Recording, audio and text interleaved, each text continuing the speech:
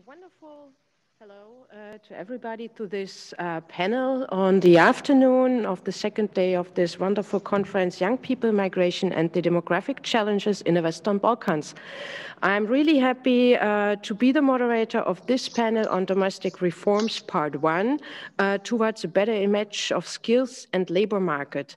A warm welcome also goes to my panelists, Ivana Aleksić in Belgrade, Barbara Gerber in Vilsbiburg, Nora Hasani in Prishtina, Boris Jokić in Zagreb, Françeska Muço in Tirana. So we have 5 panelists, and my thanks goes also to the organizers of this very important conference, which is, I think, timely, even though we have a specific situation when it comes to the corona pandemic. But nevertheless, we have to talk about the future, and we have to talk about these topics as match of skills and labor market needs and demands when it comes to the young generation. Just to set a frame maybe for this panel, we have heard already yesterday a lot of the question, or that it's important to talk about education, about the systems, educational systems in the region, about the needs or the question which skills are needed and so on.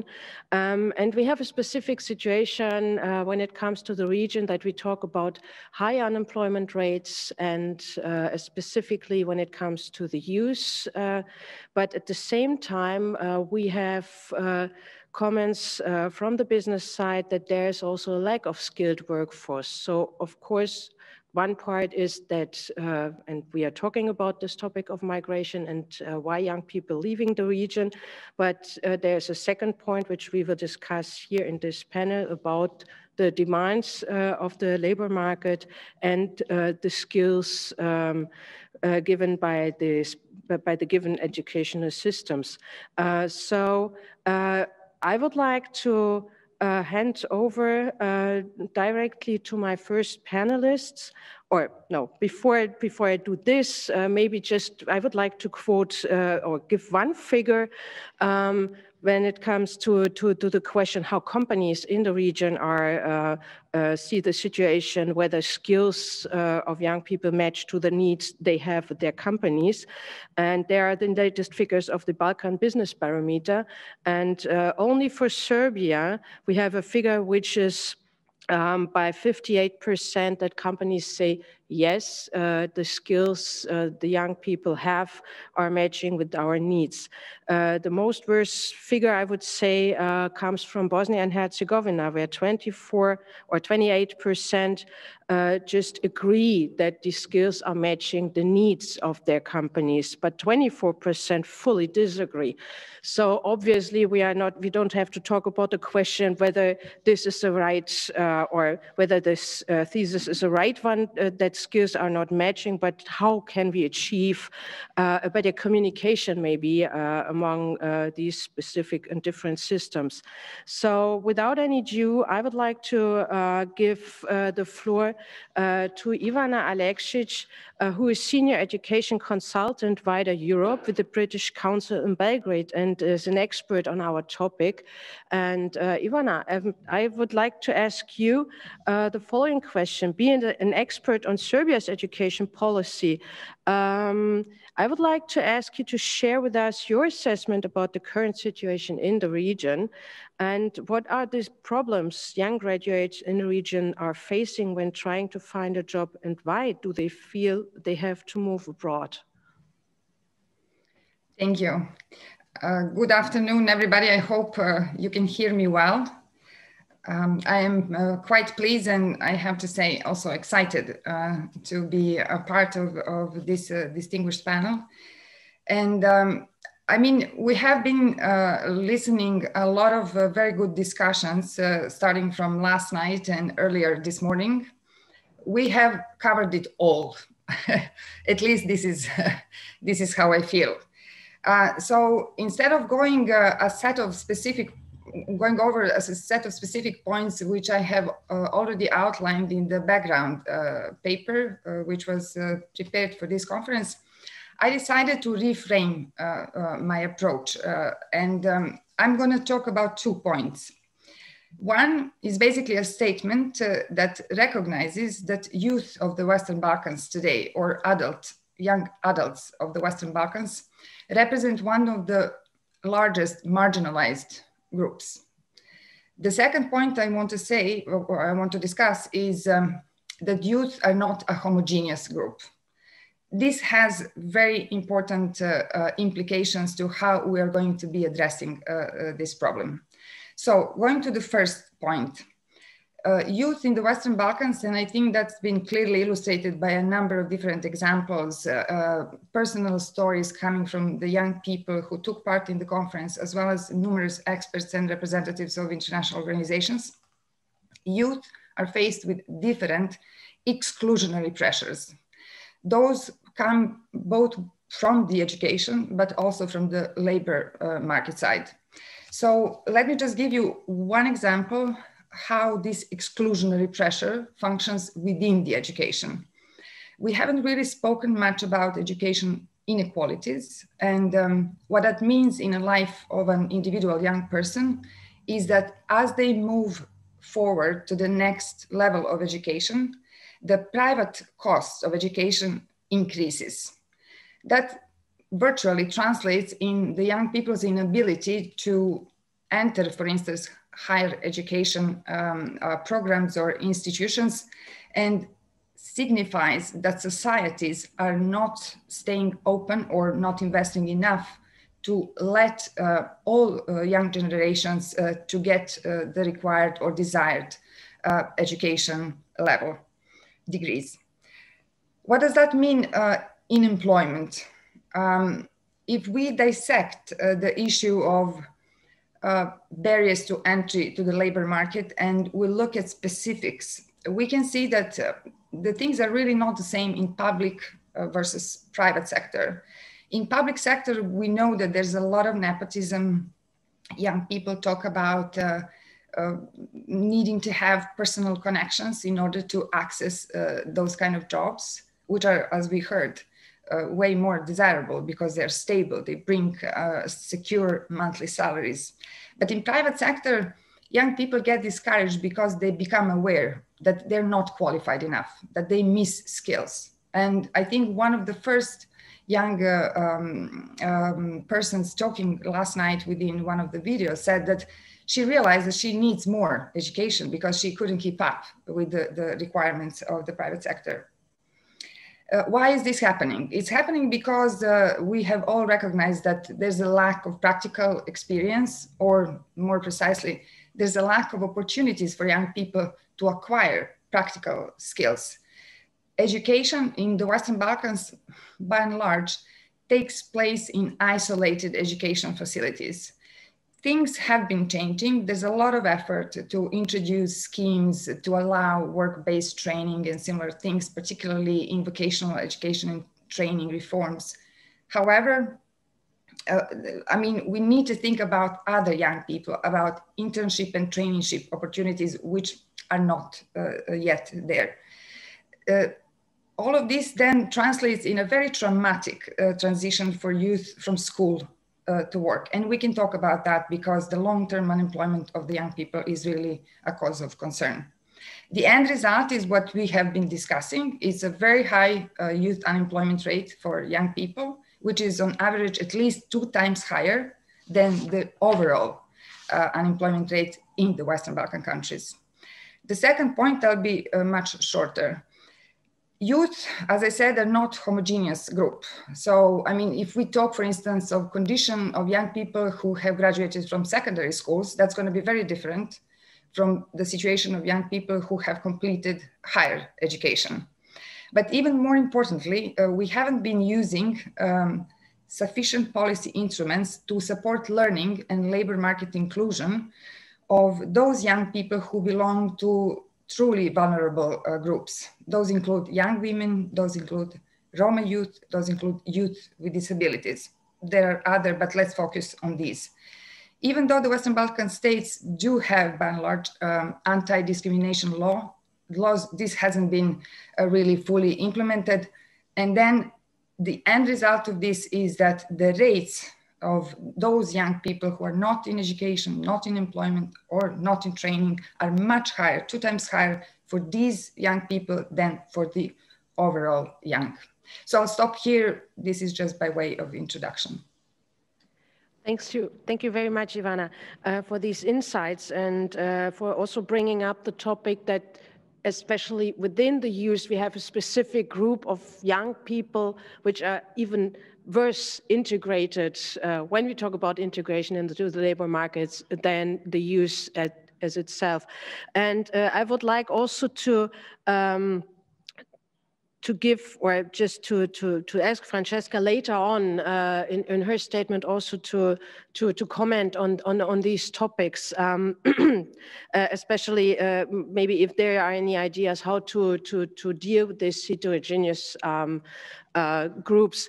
And but before I ask later on also Françeska to comment on these topics, I would like to include a technical note. I forgot to ask all of the participants in the audience. You can use the question and answer function to ask questions and to the panelists. And after the first round of introductory statements of the panelists, we will open the floor for these questions. And my wonderful co-moderator, Christian, will then pick up the questions from the question and answer function, and we will give it to our panelists. And the second one, and that's why I had to make this sign to Ivana, is that we have asked our panelists to stick to the 5 minutes for their first statement, as we would like to answer as much as possible questions. And so I leave the field of technical remarks, and I would like to introduce Ms. Gerber, who's head of global professional education with Dräxlmaier Group in Vilsbiburg. And this is really, we are really happy to have you here, because this is really something we cannot talk about education and the match of skills and labor market needs without having a representative of a company which is producing in the region. And you are at Dräxlmaier in charge for building up professional education departments all over the world. At the moment, Dräxlmaier employs, as you mentioned, around about 1,300 apprentices in more than 30 plants. When it comes to the region, we can say there is a production site in North Macedonia and Kavadaci, and if I'm not wrong, which was established in 2012, and employees, as I have heard, about 5,000. Maybe you can just... Yeah. That's the right figure. Okay. That's the right figure. Perfect. And so obviously you are really the right person to give us an insight about the current situation. And so my question to you was that there's a guiding question of the panel, that how to better match the skills of labor market and demand, and how to improve young people's labor market integration. I would like to ask you to set the frame from a company's perspective, how Dräxlmaier assesses the situation, especially in the region. What needs to be done to improve the situation by the governments? Because one side is that companies can do a lot of things and a lot of projects, but there's also most probably a need for new regulations, for instance. And what can the business community do to hand in ideas and support the governmental reforms? Maybe you can give us some insights about your experiences to introduce vocational training in North Macedonia as well. So it's quite a set of questions, but I hope, or I'm looking forward to your introduction and remarks on these questions. Thank you. Okay, so as I understood, I only have 5 minutes for the whole sentence, right? Yes. I prepared much maybe too we much. Can split a bit. Yeah, maybe. So I have to make it very short. I really prepared myself very well, but now I see I worked too much on it. First of all, I was surprised when you told me how much in some countries that the company thinks the young people are in the right way educated for the needs of the companies. I am around the world. And excuse me when I'm sometimes quite frank, and open, but I don't want to insult anybody. What I realized around the world is that a lot of companies think they are on a very good way, but believe me, they are not. So if I compare, what does a company need? And I stay mostly to the vocational education. What I realize is that the need, however it is, the condensed hardly compares the need of the company. For example, if you think if you ask companies, let's get going next month. If you ask companies and ask them what they need, it depends what kind of company do you ask.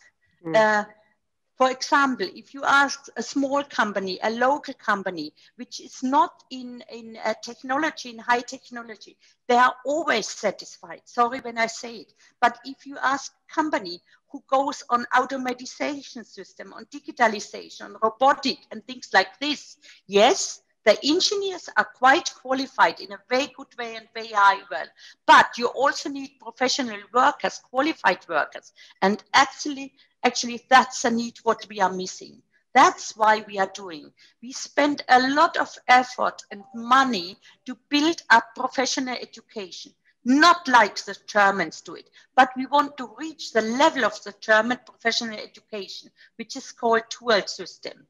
So that's why we are in the countries. That's actually why we are in Macedonian. We started in Macedonian years ago, professional education, and it was actually quite easy for us because we were the only company at that time who started it. And we worked very close together with the AHK, the city hall, the school, and the government. And what we realized we have to start early because our companies are changing very fast. When I started 7 years ago, working with Dräxlmaier, our plants they did harness for the car. So we had a lot of handwork. But if you go now in our company, we have big machines, we have robotic system, automatization. So we, as I said, engineers not the problem, but the workers, the maintenance people, the application technicians, they don't have the professionally what we need. And that's actually what we realized in Macedonian. And that's the reason why we started to build up a professional education together with the school. And we are at the beginning, not in the middle and not in the end. And as I said, the complexity of the technology is changing very, very fast. Very, very fast. The increase of mechanics and network of process. It's amazing how the young people have to learn to do.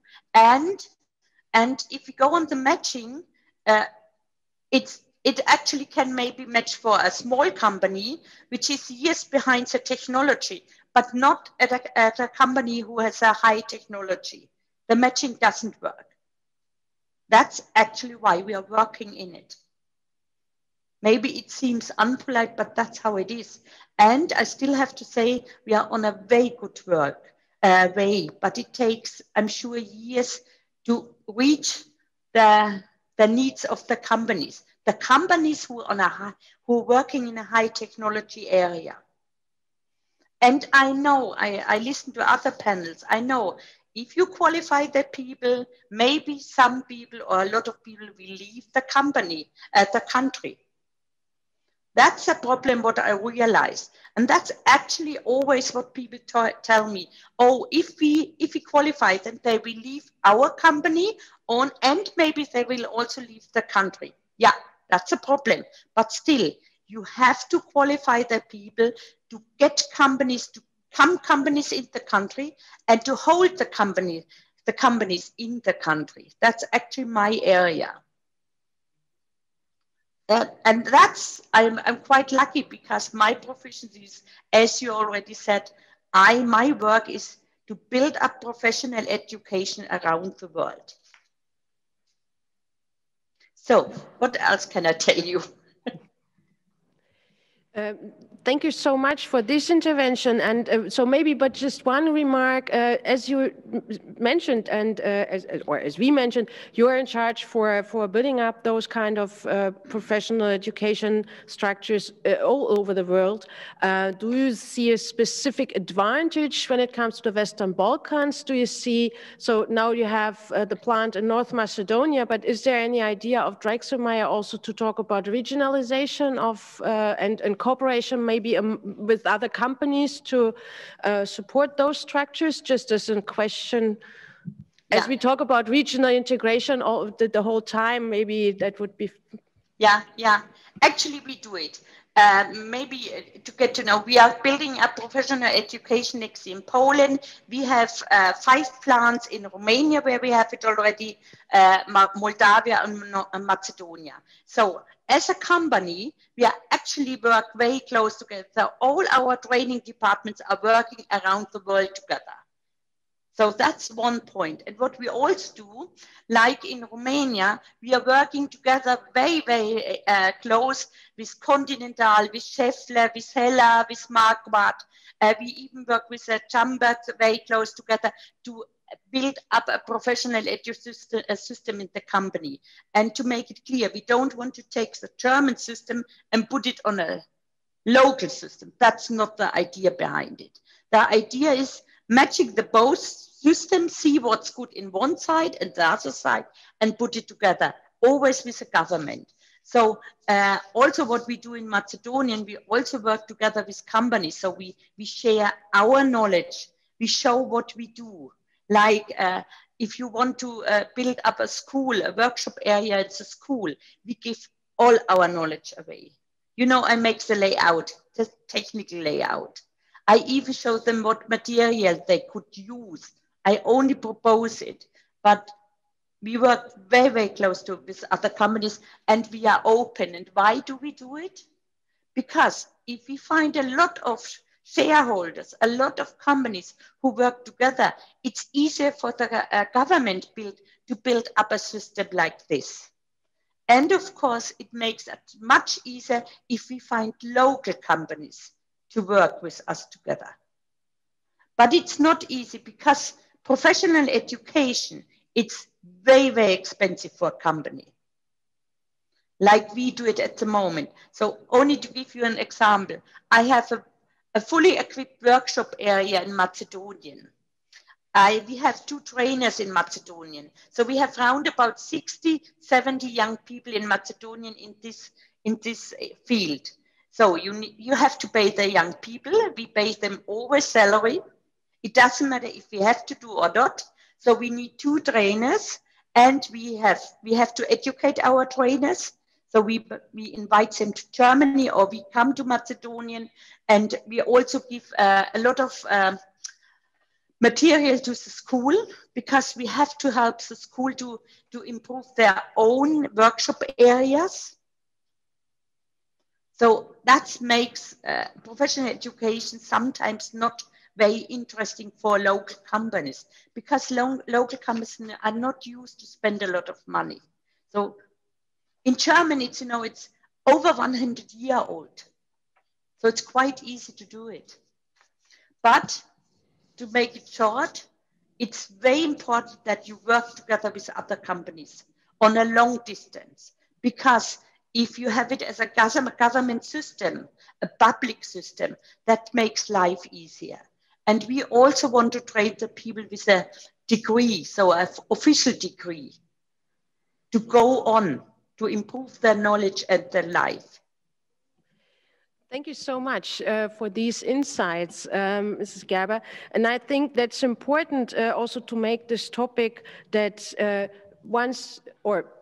there is an investment in the future of these young people by giving professional education, despite the fact that, again, also your company obviously has to deal with the issues as leaving the company and leaving the country. So again, also for you and for the businesses, it's important to discuss and to get more insights about what are the reasons for leaving, when people will come back and whatever. So again, this is something I would say, I would like to highlight that obviously there's a dialogue, a constant dialogue needed among all stakeholders, including the businesses and the CSOs and the governments about this topic, not just about education and how to match, and you mentioned this as well, that there are different layers, but also about the question how we can keep the young people in their home countries. Saying this, I would like to go to our next panelist, but before I give Nora the floor, we will play a video, right? So I would like the techniques to start the video. Guten Tag, Mirena, mein Name. Was kann ich für Sie tun?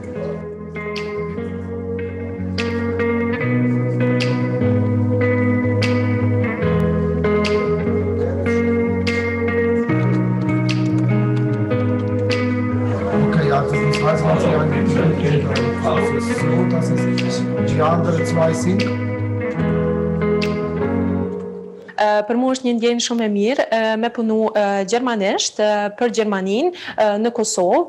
Madje kemi edhe shumë punëtorë të cilët janë kthy prej Gjermanisë për me punu në Kosovë, pasi që kushtet e punës dhe ambienti i punës është i njëjtë.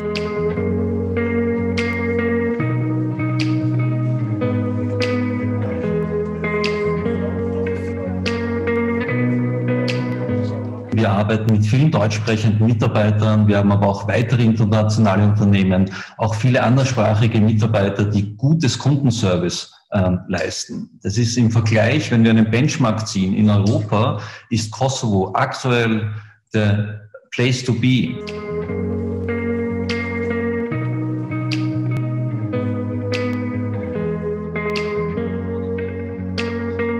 Unser Ziel, nachhaltig Arbeitsplätze zu sichern, aufzubauen, und Potenzial ist mehr als nur vorhanden.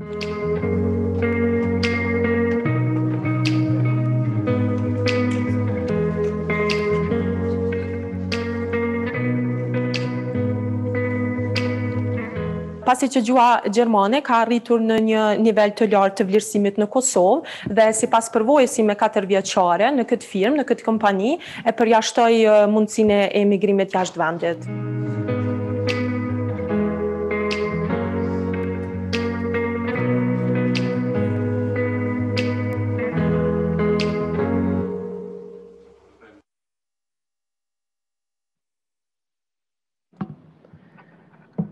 Yeah.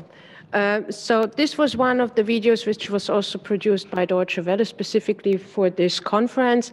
And Nora, you are as the managing director of the German-Kosovar Business Association, the one representing actually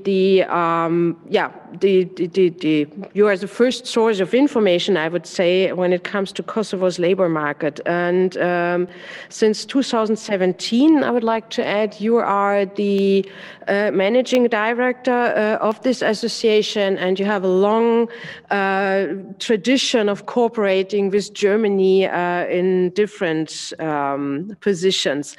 And I would like to ask you, from all Western Balkan countries, Kosovo's youth unemployment rate is one of the highest, and it was mentioned here in the video as well. And what is the feedback of companies investing and engaging in Kosovo about the labor market? What can you tell us about the skills which are available in the country, and where do the companies see a need of skilled workforce, in which areas, and where they see also the needs for more ambitions and moves from the government sides? Are there projects already implemented also to train young people? So I have in mind projects financed and supported by the GIZ, but maybe you can give us more insights about this. And maybe you can also comment on the video we have just seen. Maybe Weblink Kosovo, just to mention, this is one of the bigger investments also of a German company, which is already present in 5 regions, as I know, with 1,000 employees. So obviously it's a big, big institution or big company. So Nora, the floor is yours. 5 minutes. Thank you. Yeah, I'll try. There are many questions, so it's quite challenging. Yeah, the video was quite impressive, right? They have the motto, work German and live in Kosovo. As you've seen, we have a very young population. 70% are under 35 years old, and our demographic structure is never a problem when it comes to workforce. So many people are well educated, speak different languages, and most probably you don't know this, but the highest concentration of German speakers per capita outside Germany, Austria, and Switzerland is Kosovo. So these are the reasons why many investors are attracted to invest in call centers and customer support centers, as we've seen in the video. We have web help, Speaks, Teleperformance, Sutherland offering really services to well-known international clients, and they have established trust, even though their clients know and are aware that the services are coming from Kosovo. So this means that we offer high quality services, and we obviously have people to do that. But there are also local companies that provide customer support services and business process outsourcing services in very specific fields, such as e-procurement and so on. And yeah, these are not only call center related tasks, but really more complicated tasks. And we have also a very high and fast growing IT sector who are exporting services not only to the EU, but also to the US market. And having all this in mind, all this information sounds very promising, right? But what we saw in the video, it's just a success story of a very specific sector. So there in this sector, we have very good employers. They are offering competitive salaries, and they're really working closely with the people in order to refine their already existing skills. And I have to admit that this is quite an exception for Kosovo yet. So Kosovo's economy should not attract only investors in call centers. We know that this is very unreliable as a concept. There's a lot of potential out there in other sectors as well. And the reality in those sectors, when it comes to the gap, what the workforce is offering and what the labor market needs is totally different. We have many young people, and it's really shocking that this unemployment rate for youth is very high, over 50%. We have, in general, a problem with unemployment in Kosovo. Less than 1/3 of the adult population has a job, and almost 9 out of 10 women are not working. So let that sink in. So you see, we have a very high youth and women unemployment rate, which is among the highest worldwide. And then we come to this very absurd thing. So there are obviously companies searching and seeking to find the right people. And then on the other hand, we have all these young people who are unemployed. So should it not be really easy to connect them both and to find a solution for these problems? But it's not that easy. In the past 3 years, I had at least 400 meetings with business representatives, and they always complain that when it comes to recruiting, it's difficult to find people because they're lacking experience or they are not having the right skill sets. So that is a problem if you analyze all these discussions and if you analyze the diverse reports that are written by the World Bank, UNDP, local and international think tanks, we come to just one conclusion. There are 3 different stakeholders or pillars, if I might call them, and they don't have the right framework to interact with each other. And I'm talking here about the private sector, the employers, the companies, and then we have the youth as potential employees, and then the training and education providing centers. There is rarely a dialogue between them. So sometimes, and I don't want to sound very pessimistic here, I tend to think that we're living in parallel universes. Companies are not well connected with the education and training system in Kosovo. They're not well informed about what's out there. So what are the offers that vocational education training centers and schools are offering? And when they recruit, they don't even know what's out there because they rely on informal networks. So they rely on recommendations from their personal networks.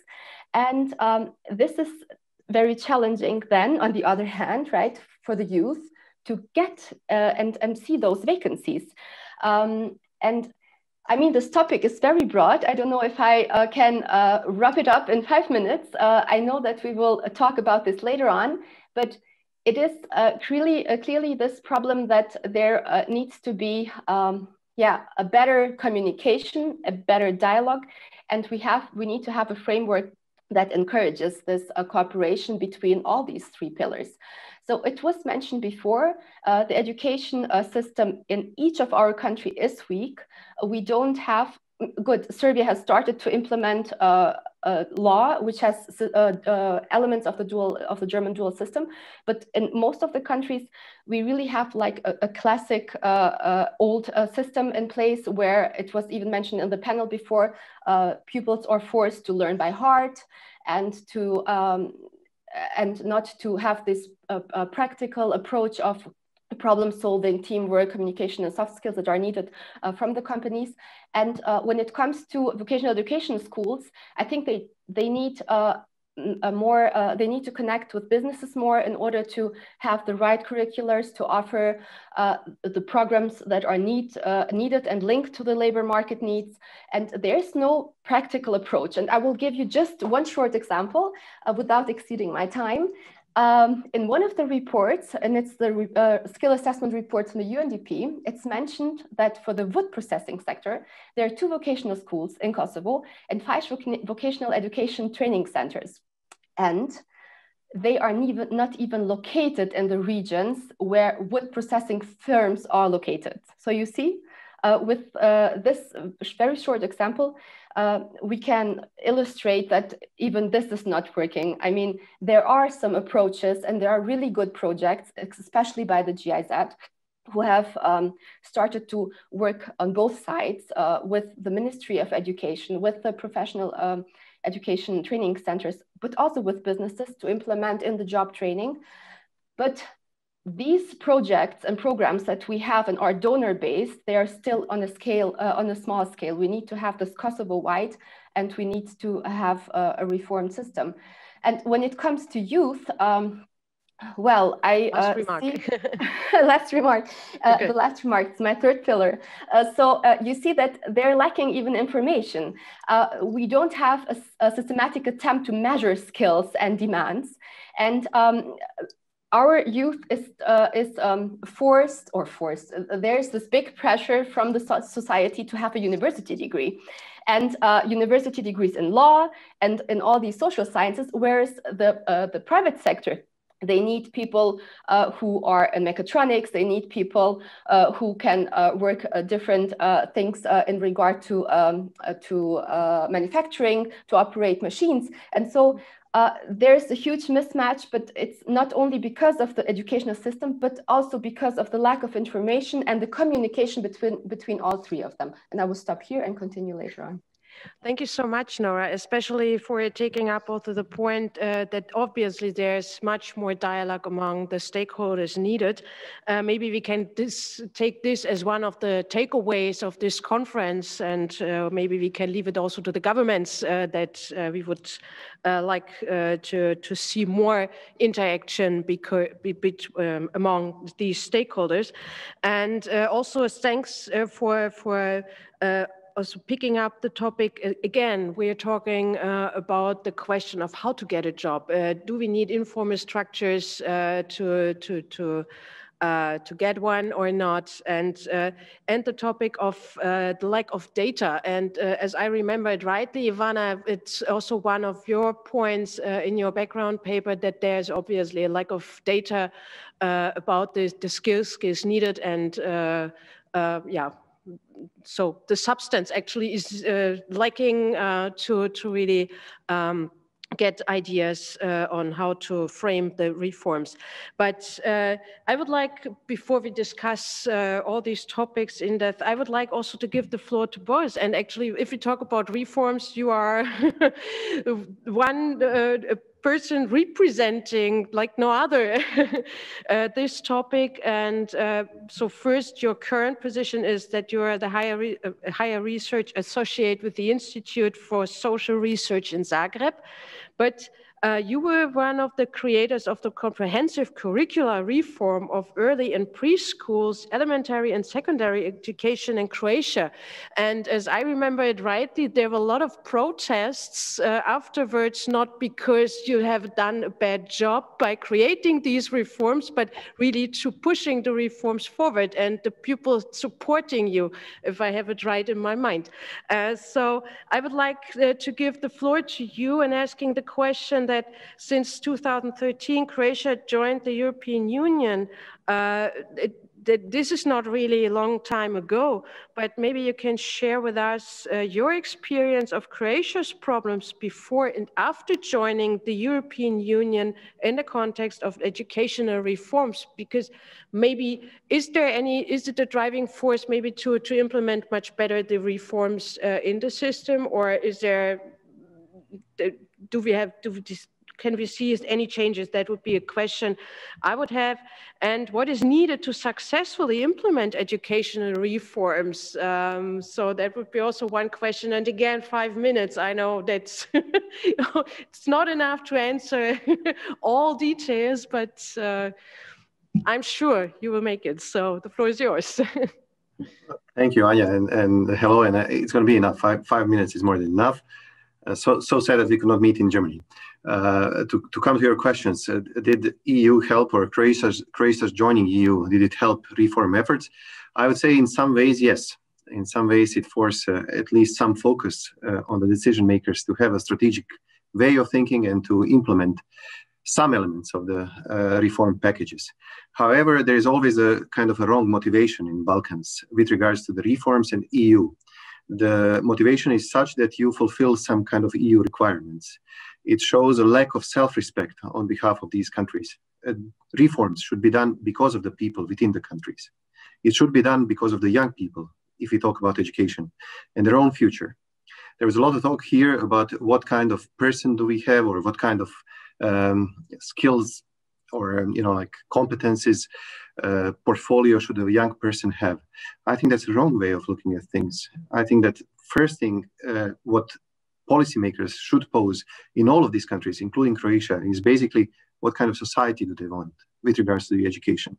Do they want to be just like montage societies for the developed world, or do they want to be just like the place where people just take people away from and then put them in their own settings? Or there is something more here. Croatia, and I know all of these countries, including Kosovo, Albania, Serbia, Bosnia, Slovenia, Macedonia, Montenegro, to name all of them. If I forgot someone, I'm sorry, but like they're not the like third world or the fourth world countries. They are the countries with a long tradition of education and long tradition of successful education and successful educational systems. However, in the last 30 years, there has been a lack of focus on the education. There has been a lack of focus and the realization that the main potential of these countries is not a coal anymore, or is not the water anymore, or is not the ore anymore, or wood. It's person, young people.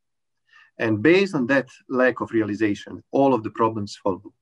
If you don't invest in education as a kind of main potential, and if you do not reform it because of the young people and because of its own society, but because of the EU or someone else, then you're in a wrong motivational section. There is a lot of talk here, and I know from the previous years that we talked, like how to match the needs of the economy and the needs of person. The needs of person are equal, they are vital to the needs of economy. If you just look at the economic perspective and take out the humanistic perspective of young person, then we're going to go to the clear cul-de-sac. We're going to be ending up in a street without a way forward. What these countries should actually do is basically they should focus on the like flexible education which kind of gives, as someone was saying before, generic competencies that could be like adaptable to the various changes in the ecological systems of wherever they work. However, in order to do that, there is a lot of thinking and a lot of wisdom needed for this thing to succeed over time. There are several elements which are absolutely necessary for educational reforms. First one is basically that policymakers, and I'm here speaking about the crude politics, like parties, if you want, they should have a long-term perspective in education. However, their perspective is extremely short-term. Their perspective is not anymore even the 4-year perspective. It's often less, a half a mandate or a year. If you don't have a long-term perspective with regards to the educational reforms, then you're going to end up with a lot of political problems with regards to the change of the governments. However, in order to successfully reform education or educational system, you at least need 2 mandates or 10 years or maybe 15 years in order to come to the point where, you know, like you would have significant changes within the system. However, at the moment, in all of these countries, the political systems are such that they do not function at the level of cooperation, understanding of the, you know, like core national or international interests with regards to the young people and their own interests. So if you ask me what are the necessary components of the successful educational reforms, these would be clearly a long-term vision, a wisdom, and reliance on a, you know, like scientific, practical and scientific advice with regards to carrying on of the reforms. It, you know, like once again, like for all of those who are listening to this, especially young people, you know, these are countries, you know, they're not the backwards of the Europe. They're not the worst there are. They're actually the places of significant historical, you know, like sparks. There are places of the significant historical world knowledge. However, if we all leave, if we all just, you know, like leave and don't come back, there's going to be less of that spark present. So my advice, and I'm ending up my 5 minutes beforehand, is basically that, you know, like one should also go and get the knowledge, go and get the internship, go and I'm the one who got a, you know, like probably one of the world's best knowledge that could be. I finished my doctoral studies in Cambridge, but there is a lot of space for fight here. A lot of space for fight, not in a pure political terms, but a lot of space for fight for a better future of young people, which actually starts in our countries. And these countries are also the places where these changes, successful changes, could actually happen. Thank you very much for your intervention, Boris, and especially, again, underlining this topic of a long-term perspective and a long-term vision which is needed when it comes to the educational reforms, and again, also a cooperative move of the governments, and I would say also towards all the other stakeholders. I would like to give the floor now to Françeska, who is the Secretary General of the Young Professional Network and the Youth Representative of Albania at RYCO, based in Tirana. And Françeska is not our last speaker in this round because it's just the last speaker, but it was not by accident that I took the decision to have Françeska the last speaker, because I would like her to sum up as also or not just sum up, but to give some remarks to the interventions made before and by all our other panelists, and also picking up the question of having in mind your position as a Secretary General of the Young Professional Network of Albania. I would like you to set the frame regarding the guiding question of this panel from the perspective of the young people, and also that's why including also the comments to the panelists we have just heard. Where do you see the reform or the need for reforms to better prepare young people for the labor markets? Because this is also in perspective. It was touched a bit by Nora, and especially it was touched by Nora that there's obviously a lack of information also for the young people. So maybe there's something we can do together. But how also, and that was a discussion I think yesterday, or a comment on that one, how to make the voices much louder from the young people. And so the floor is yours. And good afternoon to everyone. It's a pleasure to be today with you, and I hope that you have enjoyed the conference till now. Let me first share a personal history about my integration within the labor market, that from the experience that I have and from the holding position is a common history of a young person in the Western Balkan. None of my studies, starting from the high school, continuing with a bachelor degree for administration and social policy, and concluding with my master for communication science, has equipped me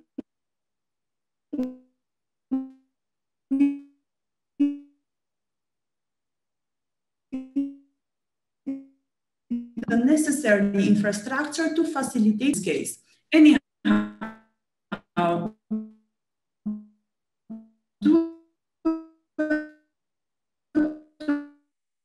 Françeska, unfortunately, we can't hear you that well. Maybe you can switch off the video, then we can hear you better. Maybe then the connection is better. So, can you hear me now? Yes, now it's much better. Maybe you can start again. Thank you so much. You were frozen, but now it's much better. You can hear you. I was talking with a lot of passion and I was frozen. Okay. So let's start again. Good afternoon again to everyone. It's a pleasure to be today with you. Let me first share a personal history about my integration within the labor market that from the experience that I have and the holding position is the common history of a young person in Western Balkan. Are you hearing me? Yes, we hear you. So none of my studies, starting from the high school, continuing with the bachelor degree for administration social policy, and concluding with my master for communication science, has equipped me with the necessary infrastructure to facilitate my integration in the labor market, neither with the minimum skills to write a motivation letter. This is an ugly fact, but the needed truth in this case. Anyhow, due to my role as an active citizen, I have learned this and much more through people with goodwill and endless participation in education programs, campaigns, training, etc. So there is a cause-consequence connection between the education and the face mismatch of skills of young people in the labor market, and the problem needs to be addressed at its roots. Our education system is still based on traditional methods inherited from the old political system, who prepare students for a labor market and a society that no longer exists. And today it's not enough anymore to ace reading and math.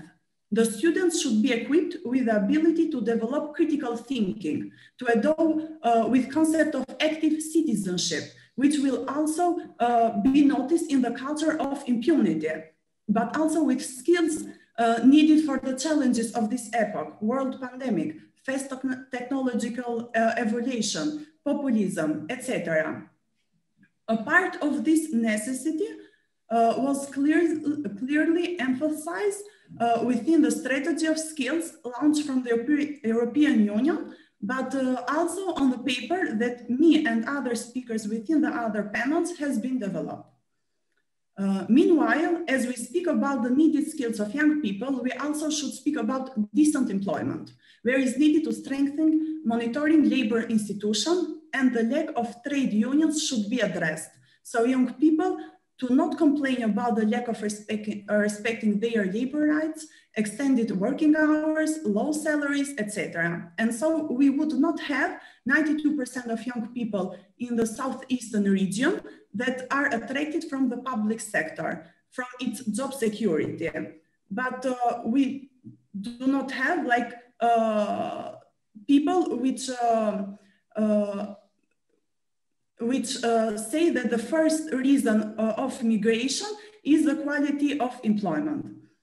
So this situation is a wake-up call for policymakers so that tangible changes can be undertaken.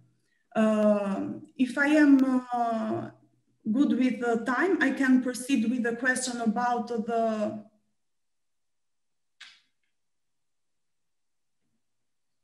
You have time, so okay. We can proceed. Okay. And when about the issue raised from Ivana in her first.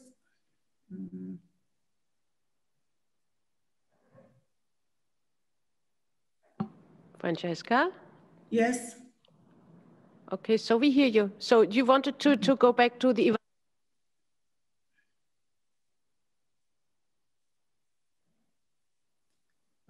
Hello? Yes, I wanted to go back to the, yes, yeah. About the first remark of Ivana, about how to deal with the groups of young people marginalized.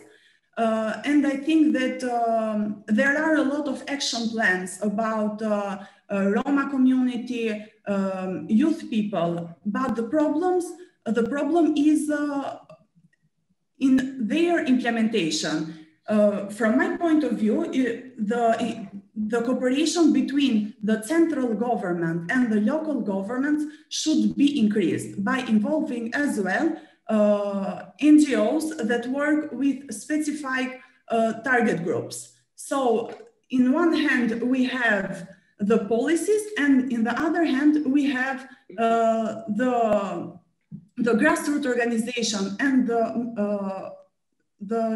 the local municipalities, the local level that have the necessary information about these young people.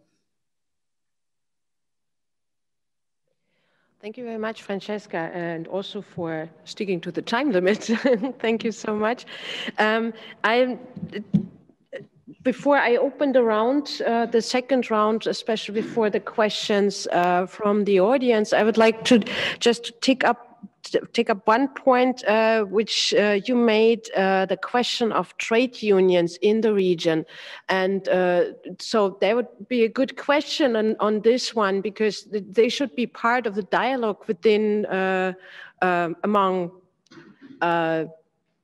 employers, so means businesses, governmental structures, and others. So maybe we can, in the second round, also maybe you as the other panelists can pick up this question too.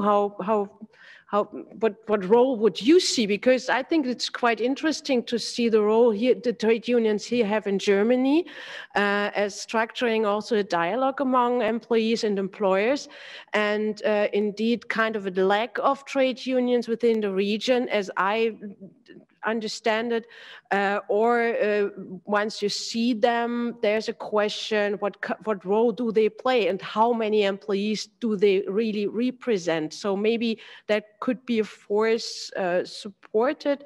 So this is a question I would leave also to you for the second round, but now I hand over to my co-moderator to put the questions from the audience. Yeah, thank you very much, Anja. Hello also from my side. I have the privilege now to present the questions from the audience, and there has been a debate that was almost as vivid as in our panel today, and questions were mostly focusing on two areas of problems regarding labor market integration. And one aspect of the comments was focusing on the need category that we have discussed already.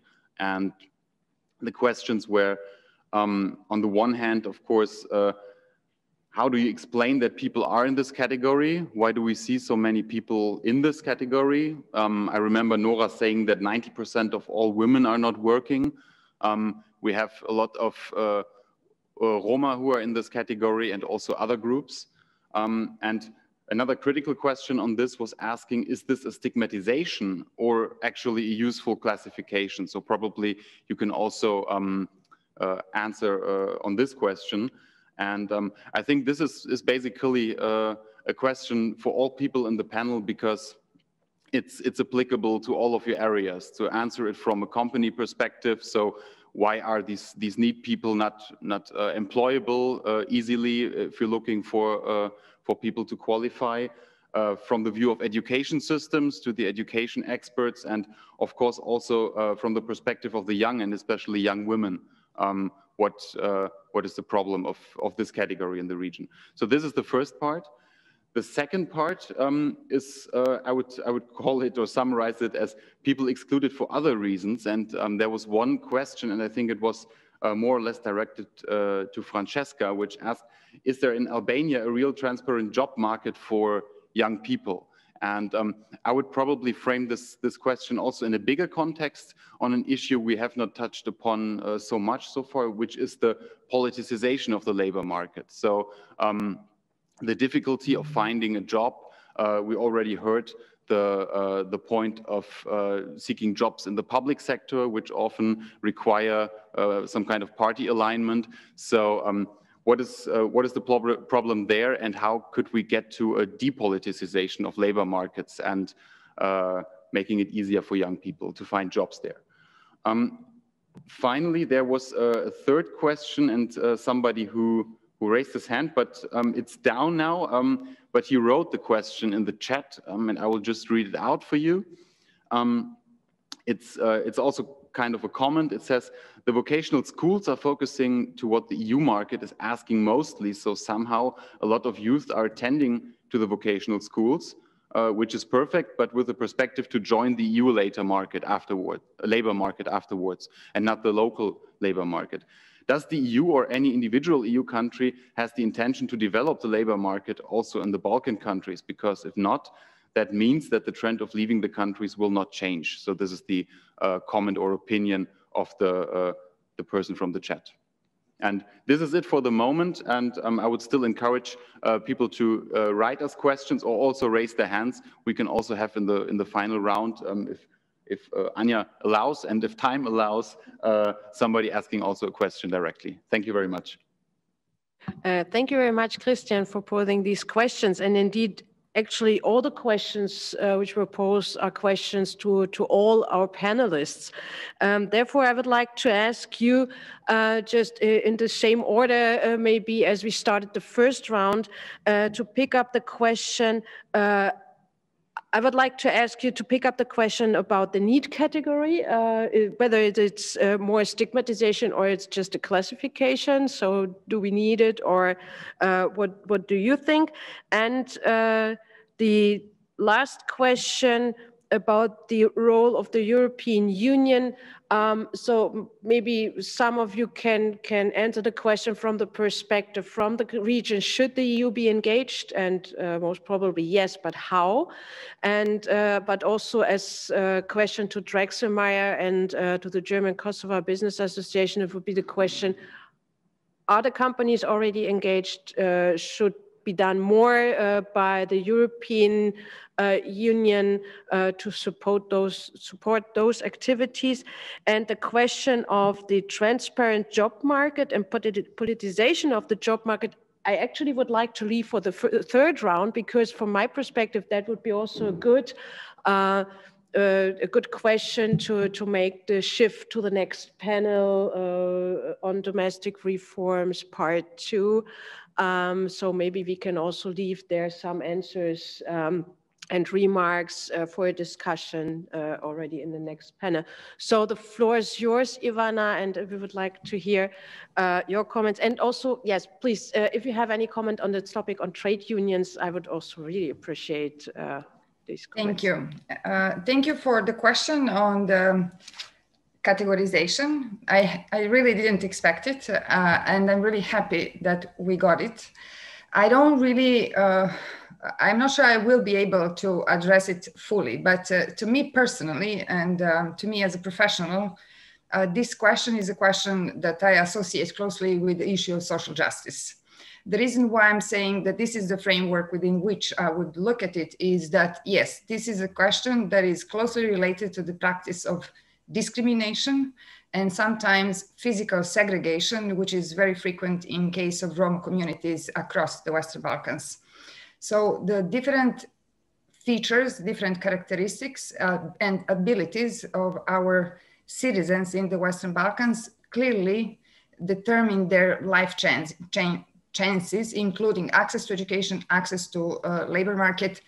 This has to be actively addressed. Currently, it has been addressed, but only at policy level, including legislative. As Françeska was pointing quite perfectly to the, to the point, she was saying, like, yes, this is the issue of political will, and this is the issue of implementation. We live in societies where education systems are highly centralized. As a result, decisions are made in a manner that doesn't include a participatory approach. Neither schools, nor teachers, nor school leaders are there to have their say. So this is something that has to be actively addressed by specific policy measures. And there is a tricky part whether this is only needed as a means of categorization or classification. Once you start talking in different categories, you open the space for discrimination, but at the same time, you open the space to actively intervene in improving specific populations positions. So on that question, I think I have a very strong view. I don't know if my colleagues on the panel would agree. Am I allowed to share a comment to Barbara's presentation, which I mean, all Yes. of the presentations were absolutely fantastic. I recalled a sentence I'm sure you're familiar with, which goes like this: train them and they will leave. Don't train them and they will stay. And it's, you know, it's a dilemma of a company, it's a dilemma of a country. Bottom line is that there is no alternative to investing in education. And maybe I should stop here. Thank you very much, and it's a perfect handover to Barbara's. And please, your comment.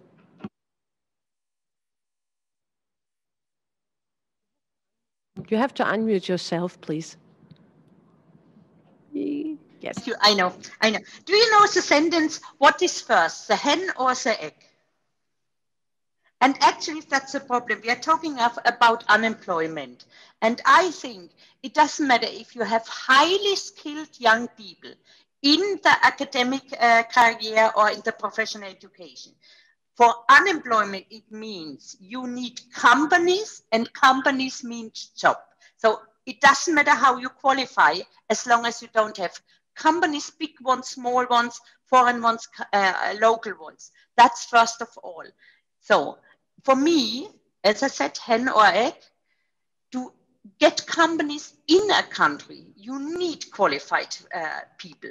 And of course, some people are leaving, but I'm sure if I qualify 100 young people as mechatronics, maybe 20, 30, 40% are leaving, but still they stay enough in the country to work together and to improve the country system, the social system.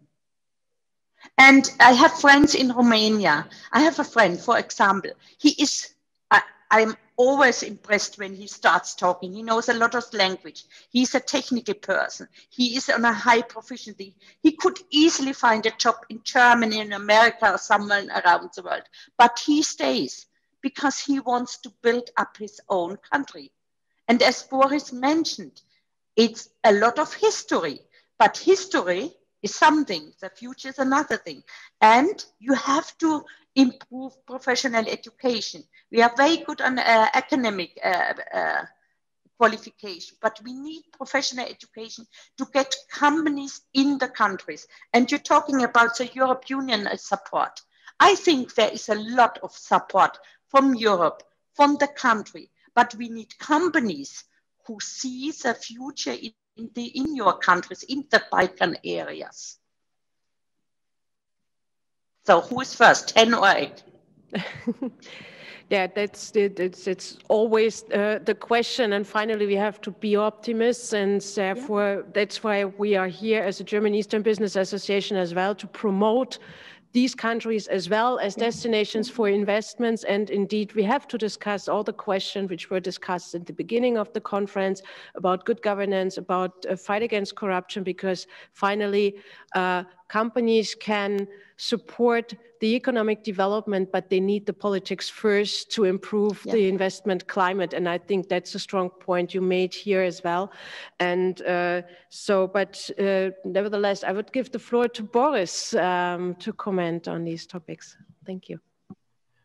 I'll also try to be brief. With regards to the need, there's also another overlooked issue with regards to the Western Balkans countries and their educational systems.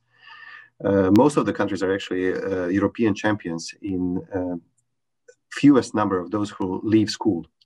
So if you think about the EU, Slovenia and Croatia are the countries with the least early school leavers. I'm saying that because of the following thing.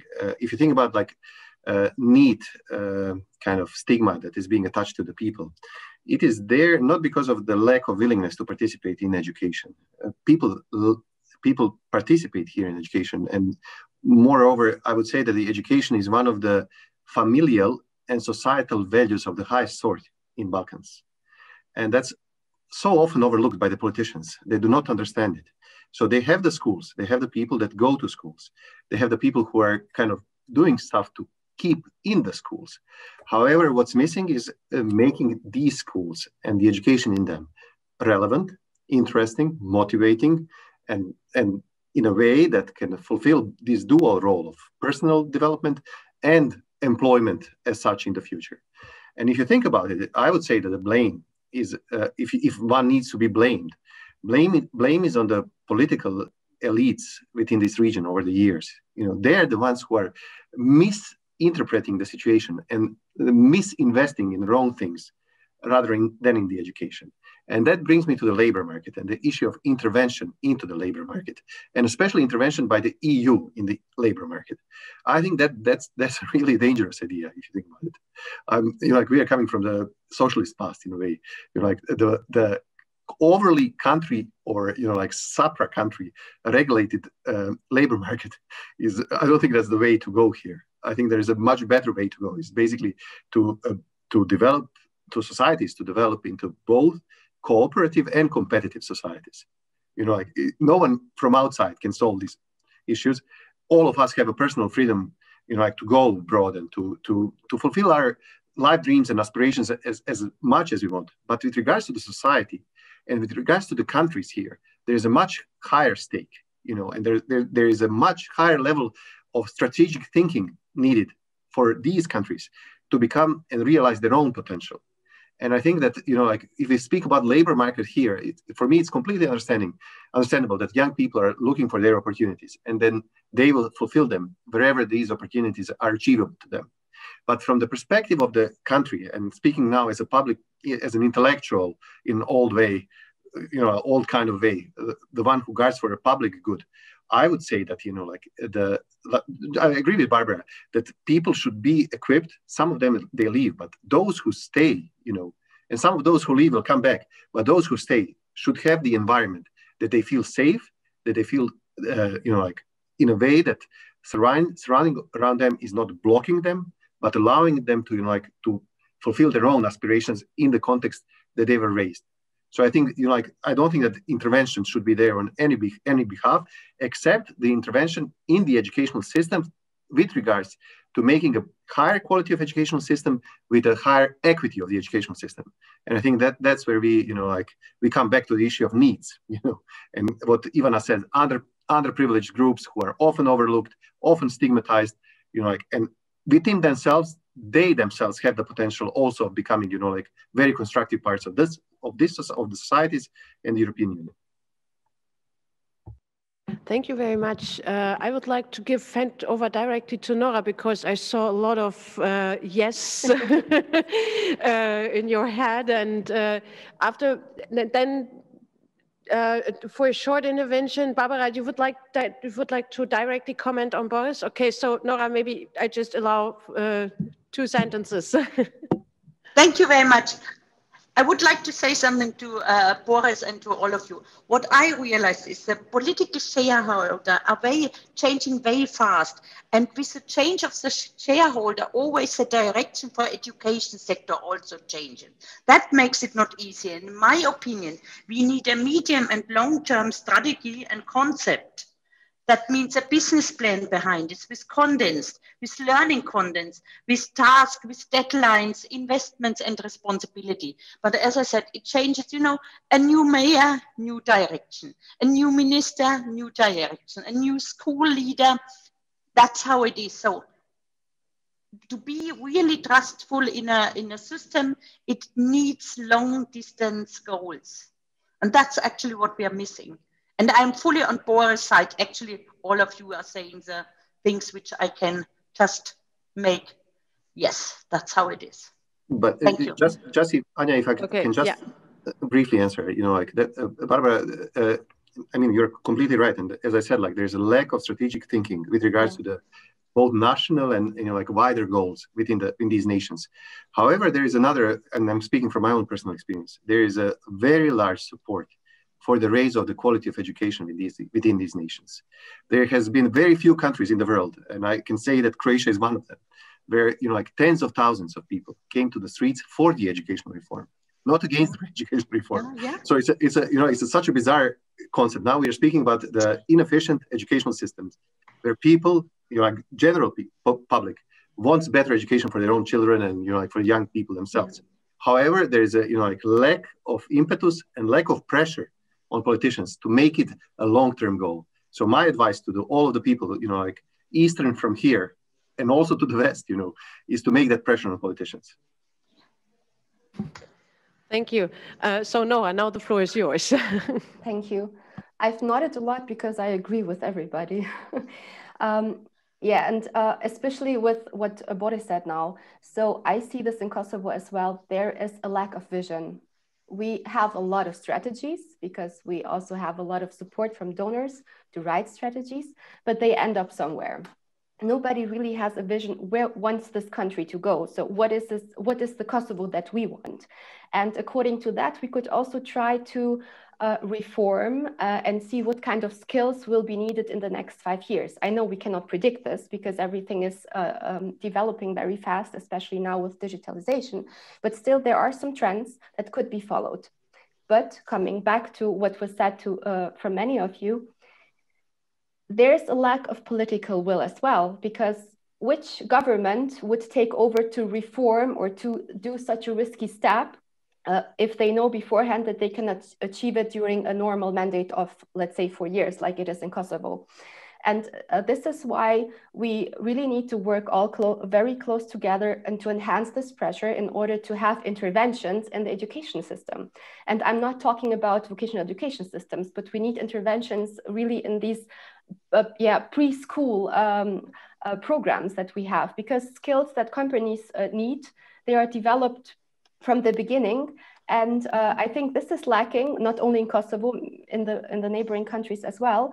And this is where, we should have, I mean, in Kosovo, it would be definitely our chamber to put some pressure and to advise the government. But on the other hand, we're just one of the many stakeholders. And this is what's needed.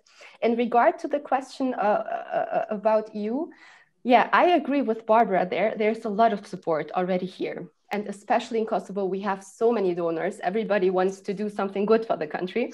But yeah, but we also need to leave some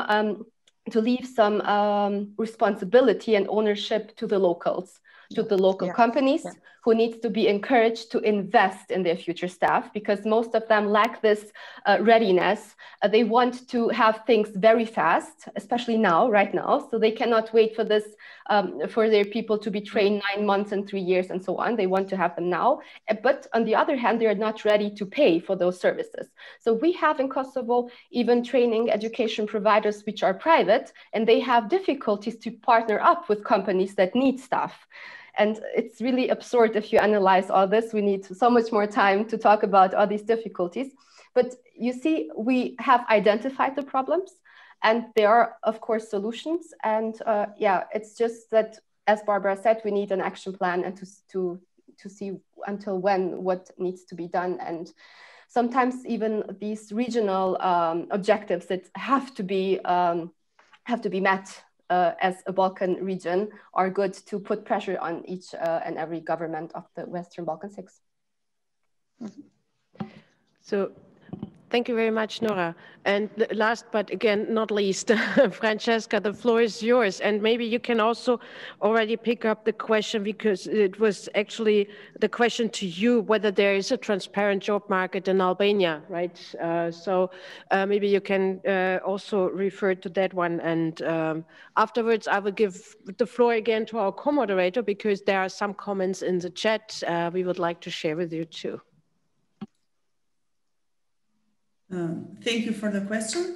So if we would have transparency, not in Albania, but in all Western Balkan, we were not being participated in this conference. And I think that the lack of the job transparency in Albania is a huge problem, as it is in other countries of Western Balkan. And for this reason, a reform for the public administration has been undertaken. But what I see more among young people is the lack of trust that they have in the governments. So whatever the government might undertake, young people do not trust anymore in their action and that they will have concrete results.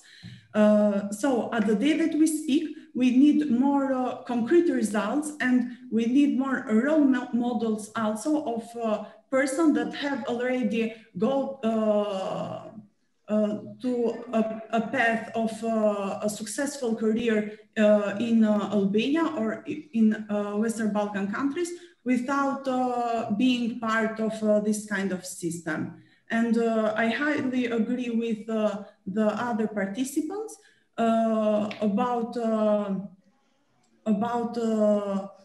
the rule of law and the other problems raised, because the problem that we are addressing today, it's a problem that it is an intersectoral problem. So if we speak about the needed skills, we also speak about the education system, we also speak about the rule of law, and we also speak about the form that our governments work. And so on. Thank you very much, Françeska. I hand over to Christian for the second round of questions and remarks from the audience. Thank you very much, Anja.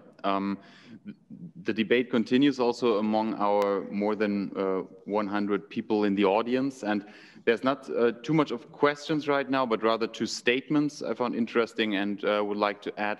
And one statement adds an aspect we have not so much touched upon so far, which is the question of motivation. And the viewer says, I would also add the negative impact of remittances for discouraging youth to take up jobs in domestic market. Like in any other immigration country, remittances raise the reservation wage for the youth. So also here a different kind of effect we have not talked about yet. And the second remark is also a very interesting and also moving example where somebody says that I think Albania also has a very politicized education system, which is also very corrupted. If you are a politician, if you know a powerful person, or if you can pay, you can get better or excellent marks. My cousin got depressed by seeing corrupted professors and decided to leave university and did not continue studying. So I think also an aspect which is relevant also for the other countries and not necessarily only for the one mentioned here. Thank you. Yeah, thank you very much for these remarks from the audience. Actually, I would like to ask now also our panelists to pick up the question on politicization of the job market. The question we shifted a bit to later because of the next panel, and to have, to give maybe also some comments to the discussion of the next round. But I think, I would really be curious to get your insights and remarks on that one. And also, on the effects of the remittances. So the question, or for me, it would be indeed a question whether it is how we can link it also to the question of unemployment and youth unemployment. Is there a direct link? Is there really such a motivation, not be motivated to be part of the real job market? I'm not sure, but I'm curious also to hear your answers on that one. And so the floor is yours. And this time I would like to start, okay. I would like to start the other way around and give the floor back to Françeska. Mm-hmm.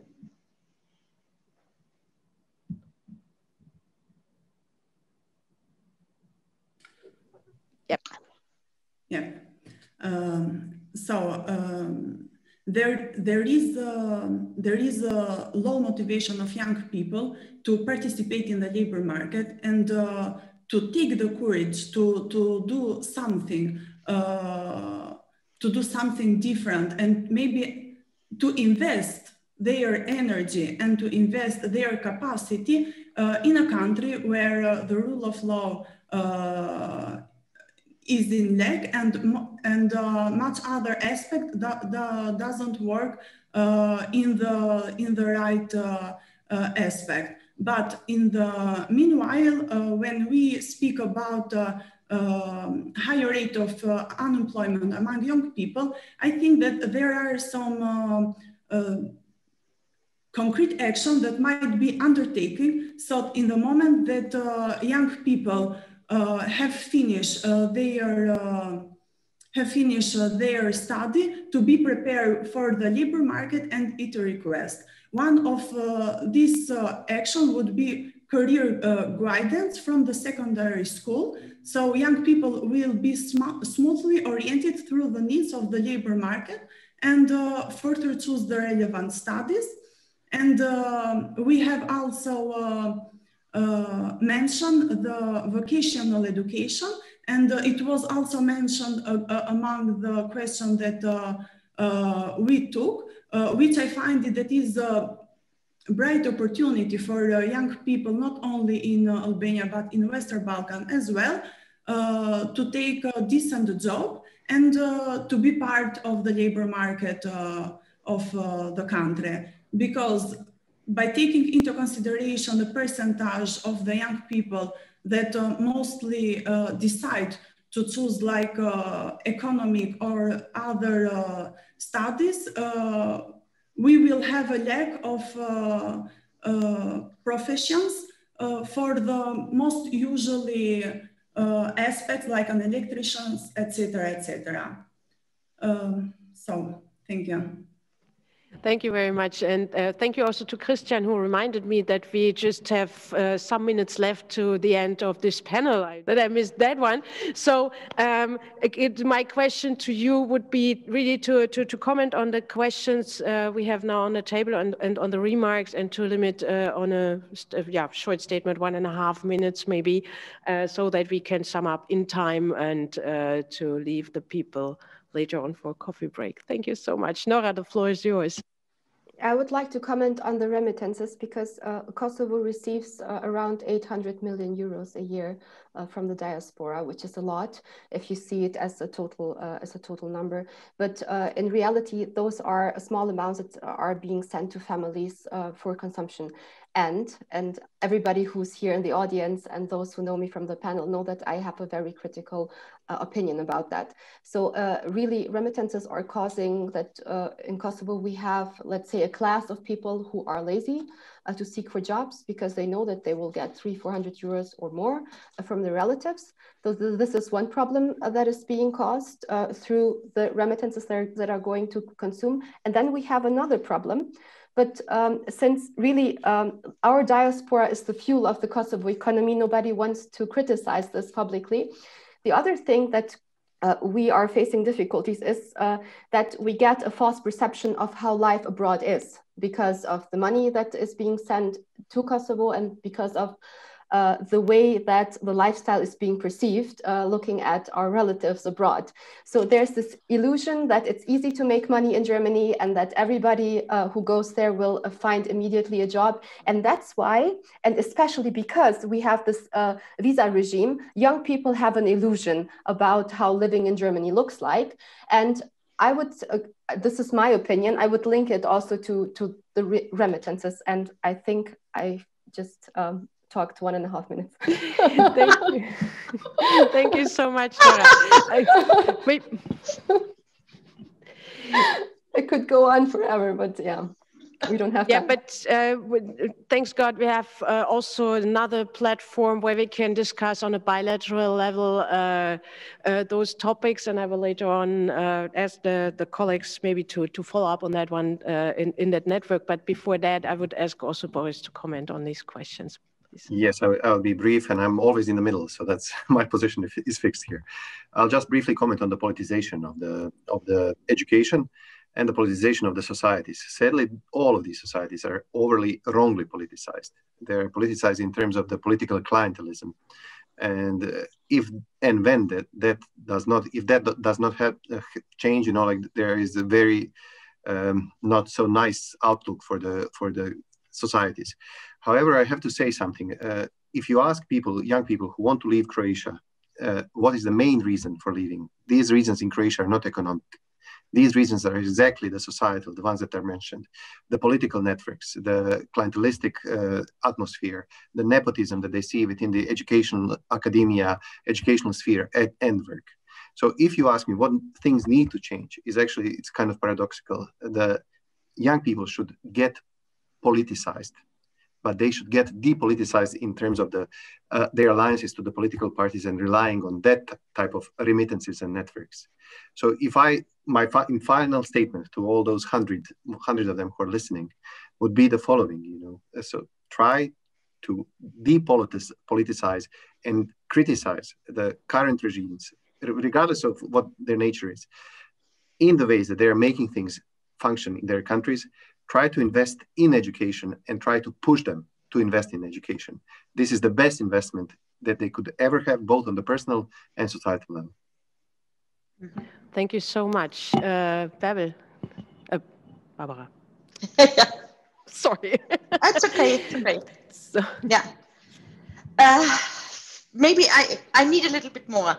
When I started professional education, I was very proud about my company, what we are going to do and how we will increase young people around the world. So I came to Romania, and one of the Romanian colleagues, he's an engineer. You know what he said to me? Barbara, save your energy, save the company money. Our children are too stupid and too lazy. I was shocked. Because that's the stigma what you give to young people. And to make it sure, I have always met young people who are very, very interested in learning. Of course, there are also some lazy young people, also in Germany, not only in the Balkan area, you find them also in Germany.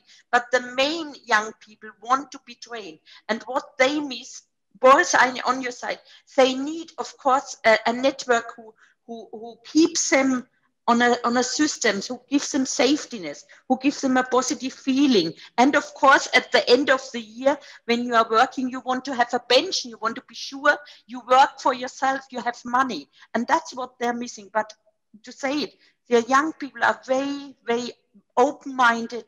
They want to learn, they want to create their own future. And as I said, the most want to stay in the country and not going out, because you're right, it's not easy to get a good job in Germany when you are not German. That's how life is. And I think it's very important to support and challenge the young people. It doesn't matter where. Thank you so much. Ivana, the floor is yours. Thanks. So Anja, I'm going to try to respond to the question and ask the question to the next panel, if you agree. Mm-hmm. So I'm going to address the issue of politicization basically as a follow-up to what Boris was saying. So I'm just going to rephrase in my own sort of way. The key issue with the education system clearly is what we today call political capture of public institutions. So we have education system as like the highest public value, and it's being severely undermined in terms of effectiveness, in terms of equality, in all sorts of ways by very blunt political interference. We have plagiarism, high profile cases at higher education institutions. We have very open appointments of politically selected school leaders in primary and secondary schools. Well, this needs to be addressed. This needs to be addressed within the wider public administration reform, and it hasn't been. Predominantly, public administration reform focuses on central government institutions, ministries and agencies, and they stay sort of blind of looking at this very large system with number of education facilities, with number of councils, with number of other agencies. We need to understand what's happening with these societies, because this is characteristic for all Western Balkan countries. If the colleagues in the next panel can help, I'd be grateful. Thank you very much for this question, also to the next panel, and I hope that Valbona had the chance to write it down and maybe to pose it to her panelists. And thank you very much for this really inspiring discussion. And again, I would like it's not possible actually to sum up the whole discussion, because we were tackling so many points and fields related to the question of how to match skills and labor market needs first of all, the question how to match and why. So I think that's really an interesting question we should raise. And so I would like to suggest, so first of all, and this is something I wrote down for me, I think what is really important and what was mentioned several times is really a dialogue among all stakeholders, a real dialogue among all stakeholders about and again, the wording long-term perspectives of education and needs of educational reforms. And maybe this dialogue could also somehow substitute the government's reshuffling all the time. So maybe there's a chance to implement kind of a structure where you have a constant dialogue, even though the governments are changing. So that would be an idea. Maybe we can leave it also to the organizers to submit this to the people in charge.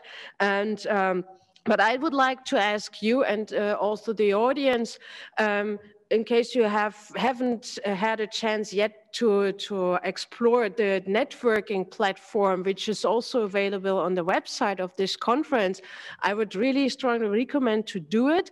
It's first of all also, at least it was for me, and improving my digital skills. And so as we're talking about skills, there's a connect, and there's a real chance to meet the participants and to discuss some topics more in depth in a small bubble. And really it's an interesting experience to be there on the networking platform. And I will be there tomorrow, the first half of the day, definitely.